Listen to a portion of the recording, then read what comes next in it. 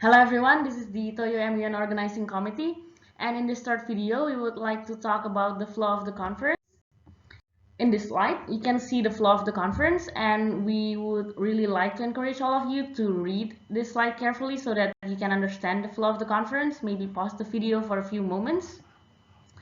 And next I would like to talk about the terms used during the flow of the conference. The first one is roll call. So in the roll call, the chairs will start the roll call at the beginning of each sessions in order to identify the stage which are present and their voting type. We would also like to remind you that there are two voting types. The first one is present, where delegates are allowed to vote for, against, or abstain, and the second one is present and voting. Here, delegates are only allowed to vote for or against. Next is open debate and set the agenda. Here, the committee topics have been set by the days, and committee votes on which topic to be discussed first by the motion to establish or set the agenda. Next is the opening speeches, which is an introductory speech where it generalizes your purposes, and the opening speeches list the issues you want to examine. Here you state the stance of your nation on the issue, like past action, policies, etc. The opening speeches itself will take about 1 to 2 minutes. Next, there's a general speakers list. The default format of the committee, if there are no points or motion, is the general speakers list, or GSL. A delegate can be added by raising their placard when the days ask or by sending a note to the days. This is your chance to lay out your country's position on an issue or describe a course of action. If the speakers list is exhausted and there's no other delegate wish to be added, committee moves immediately into voting procedures on any draft resolution that have been introduced. Next, I will talk about caucus. There are two caucus, unmoderated caucus and moderated caucus. First, let's begin with the unmoderated caucus. In the unmoderated caucus, delegates can get out of their seat and move freely around the room, and during this time, they can have different conversation with other delegates. They can discover their intentions in detail, they can form blocks, groups of similar interests, and they can draft their resolutions. And usually in unmoderated caucus, delegates finalize the draft resolutions here in the unmoderated caucus, while the moderated caucus is a formal discussion of the topic of debate. The committee will discuss on a subtopic within the general topic chosen by a delegate and passed by a majority. Here, delegates raise their placards to offer moderated caucus when the chair opens the floor to motion and decide overall time, individual speakers' time, and the topic of discussion. So for example, the delegate of Sudan motions for a 10-minute moderated caucus, 1 minute per speaker, on the topic of where should we put plastic waste clean from the ocean. And unlike the general speakers list, yields and open to points of information are allowed here. And you should note that delegates must use notes to communicate. There will be no direct speeches allowed. Next, I would like to introduce draft resolution or working paper. To introduce your working paper or draft resolutions is done when the floor is open. You make a speech when recognized.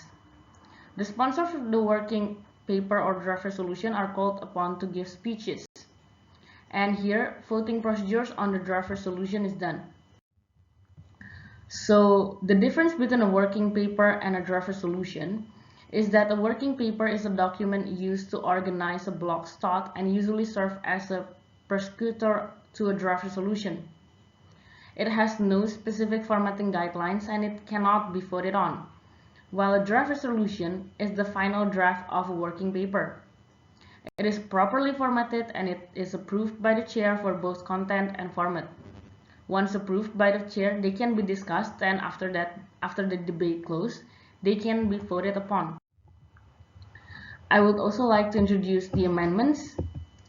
Fix inappropriate contents in the working paper or draft resolution. It is also to state your point of interest preference, if any, and voting procedure on the amendment. The amendment is a change made to an operative clause. Amendments can change an existing clause, add the new one, or delete a section or an entire clause. There are two types of amendments. The first one is friendly amendments and the second one is unfriendly amendment. The difference is that in the friendly amendment, a change to a clause is approved by all the sponsors and there is no vote allowed. It will automatically be added to the resolution.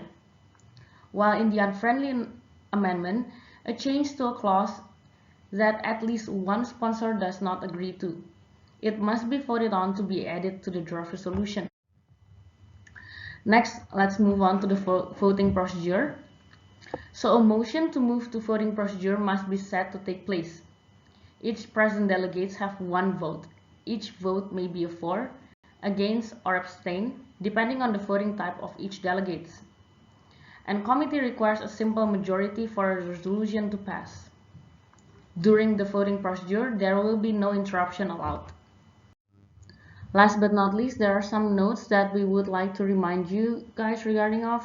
The first one is that there will be no electronic devices allowed during the debate. They may only be used during tea break, lunch, and unmoderated caucus. We would also like to highly encourage all of you to respect and appreciate other people. And private discussion is not allowed during the debate and voting procedure. Therefore, delegates must use notes in order to communicate, and these notes are collected and screened by the admin, and note passing is suspended during voting procedure. The Model United Nations debate is under the assumption that there are unlimited funds, and each delegate must speak in third-person language at all times during the debate. Pronouns are allowed, such as he, she, us, we, them, and they. In this slide, you can see the operative phrases and preambulatory phrases, and we would like to encourage all of you to read this slide carefully. Maybe pause the video for a few moments so that you can understand it better. And this is the end of the third video, and thank you for listening. Have a nice day, everyone.